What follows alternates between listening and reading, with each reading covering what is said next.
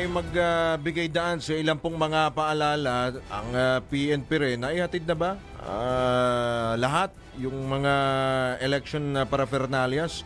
Ready na rin po ang PNP at sila po ay nakatutok na rin para po sa Mayo 12 sa Lunes po yan at tinitiyak po ng PNP na wala pong pulis na makikisawsaw sa politika at yan po ay alinsunod na rin po sa utos po ni PNP Chief General Romel Marbil at siyempre ng Commander-in-Chief walang iba na si Pangulong Bongbong Marcos at tinitiyak din po ng ating pong pambansang pulisya ang maayos, ligtas at siyempre dapat lang maayos at ligtas at wala pong bahid ng kung anumang pamumulitika yung kanila pong hanay.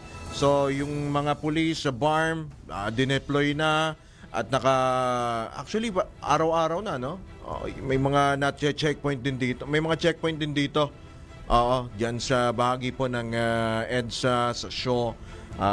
Expect yun na po yan yung mga ganyan pong checkpoint. Kaya saludo po tayo sa ating pong pambansang pulisya na wala pong tigil